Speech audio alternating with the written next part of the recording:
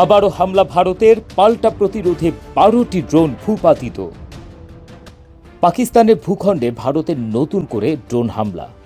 Lahore, Gujranwala, Chakwal, attack, Rawalpindi, Bahawalpur, Mianwali, ছোড় এবং করাচির দিকে পাঠানো হয়েছিল ড্রোনগুলো এবং তাদের মধ্যে 12টি ড্রোন ভূপাতিত করা হয়েছে বলে আইএসপিআর মুখপাত্র সূত্রে জানা যায়।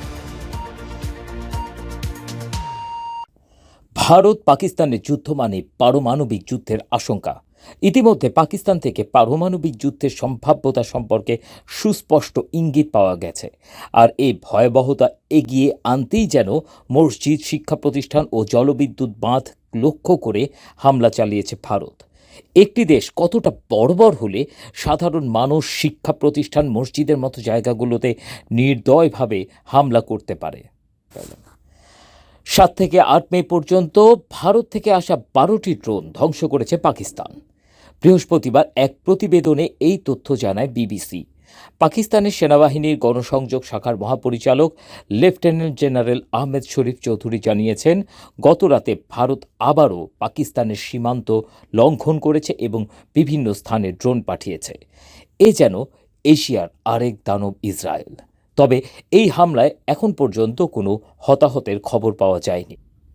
গত মঙ্গলবার ভারতীয় এক সেনাসহ পাকিস্তানি বাহিনীর গোলাবর্ষণে 15 বেসামরিক নাগরিক নিহত ও 43 জন আহত হয়েছেন বলে জানিয়েছে ভারতের সেনাবাহিনী।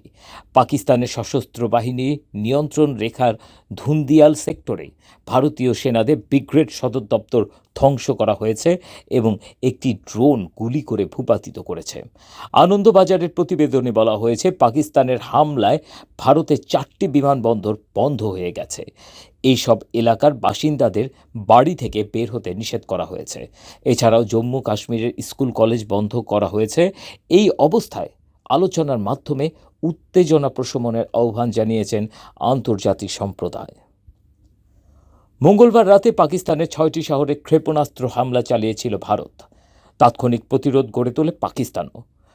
কাশ্মীর সীমান্তে দুই দেশের সেনাবাহিনীর মধ্যে চলে দফায় দফায় পাল্টাপাল্টি গোলাবর্ষণ। এতে নারী, শিশুসহ 31 জন বেসামরিক নাগরিক নিহত ও 57 জন আহত হন। জবাবে পাকিস্তানের তাৎক্ষণিক প্রতিরোধে ধ্বংস হয় ভারতীয় বিমান। ভারতীয় বিমান বাহিনীর ধ্বংসপ্রাপ্ত জেটের মধ্যে 3টি ফরাসি তৈরি রাফায়েল, একটি SU-30 MKI এবং একটি MiG-29 ফুলক্রাম রয়েছে বলে রয়টার্সকে জানিয়েছেন পাকিস্তানের সেনাবাহিনীর এক সামরিক মুখপাত্র। গত 22 এপ্রিল ভারত নিয়ন্ত্রিত কাশ্মীরের পেহেলগামে বন্দুকধারীদের হামলায় 26 জন নিহত হন, যাদের বেশিরভাগই ছিলেন পর্যটক।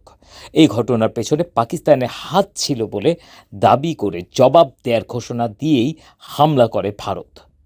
যুদ্ধ কি তাহলে ভয়াবহ আকারেই ধারণ করছে? এই পরিস্থিতিতে পারমাণবিক শক্তিধর দুই প্রতিবেশী দেশের মধ্যে ভয়াবহ যুদ্ধ ছড়িয়ে পড়ার আশঙ্কা দেখা দিয়েছে, যা পারমাণবিক হলোকাস্টের দিকে এগিয়ে যেতে পারে। টেক্সট রিপোর্ট, বাংলার আওয়াজ।